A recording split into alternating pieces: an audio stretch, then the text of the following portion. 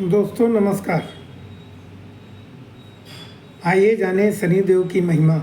शनिदेव की कृपा प्राप्ति का सरल और शक्तिशाली उपाय।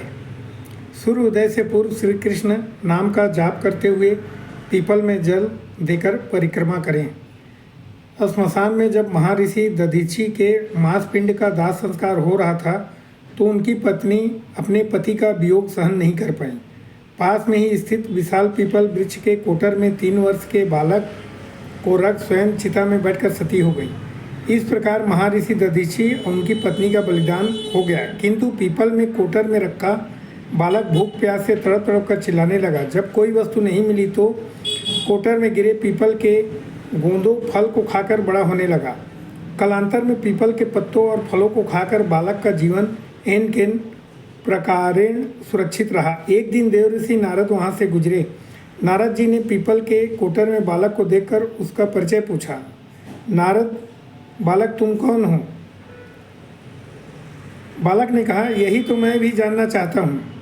नारद ने कहा, तुम्हारे जनक कौन हैं? यही तो मैं जानना चाहता हूँ, बालक ने उत्तर दिया। तब नारद जी ने ध्यान धर देखा। नारद जी ने आश्चर्यचकित होकर बालक से कहा, हे बालक, तुम महान दानी महर्षि दधीची के पुत्र हो।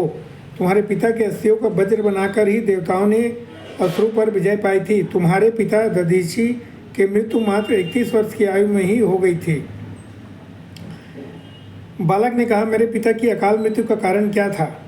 नारद बताए, तुम्हारे पिता पर शनिदेव की महादशा थी। बालक ने फिर कहा, मेरे ऊपर आई विपत्ति का कारण क्या था? उन्होंने कहा, शनिदेव की महादशा। इतना बताकर देवऋषि नारद ने पीपल के पत्तों और गोंदों को खाकर जीने वाले बालक के नाम पीपलाद रखा, उसे दीक्षित किया। नारद जी के जाने के बाद बालक पीपलाद ने उनके बताए अनुसार ब्रह्मा जी की घोर तपस्या कर उन्हें प्रसन्न किया। ब्रह्मा जी ने जब बालक पीपलाद से वर मांगने कहा तो पीपलाद ने अपनी दृष्टि मात्र से किसी को भी भस्म कर देने की शक्ति मांगी, जो कि उसे वरदान स्वरूप में ब्रह्मा जी से प्राप्त हुई। ब्रह्मा जी से वरदान मिलने पर सर्वप्रथम पीपलाद ने शनिदेव का आवाहन कर अपने सम्मुख प्रस्तुत किया और सामने पाकर आंखें खोलकर भस्म करना शुरू कर दिया। शनिदेव सशरीर जलने लगे। समस्त ब्रह्मांड में कोलाहल मच गया। सूर्यपुत्र शनि की रक्षा में सारे देव विफल हो गए।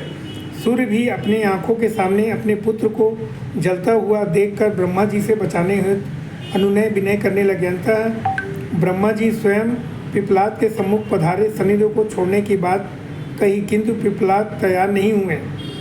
ब्रह्मा जी ने पीपलाद से एक के बदले 2 वर मांगने की बात कही। तब पीपलाद ने खुश होकर निम्नवत 2 वरदान मांगे। एक, जन्म से 5 वर्ष तक किसी भी बालक की कुंडली में शनि का स्थान नहीं होगा, जिससे कोई और बालक मेरे जैसा अनाथ न हो। दूसरा, मुझे अनाथ को शरण पीपल वृक्ष ने दी है, अतः जो भी व्यक्ति सूर्योदय के पूर्व पीपल वृक्ष पर जल चढ़ाएगा, पीपल के वृक्ष की परिक्रमा करेगा, उस पर शनि की महादशा का असर नहीं होगा। ब्रह्मा जी ने तथास्तु का वरदान दिया। तब पीपलाद ने जलते हुए शनि को अपने ब्रह्मदंड से उनके पैरों पर आघात करके उन्हें मुक्त कर दिया, जिससे शनिदेव के पैर क्षतिग्रस्त हो गए और वह पहले जैसे तेजी से चलने लायक नहीं रहे। अतः तभी से शनि शनैश्चरित या शनैश्चर अर्थात जो धीरे चलता है वही शनैश्चर है कहलाए। और शनि आग में जलने के कारण काली काया वाले अंग भंग रूप में हो गए। संप्रति शनि की काली मूर्ति और पीपल वृक्ष की पूजा यही धार्मिक हेतु है। आगे चलकर पीपलाद ने प्रश्न उपनिषद की रचना की, जो आज भी ज्ञान का बृहद भंडार है। धन्यवाद।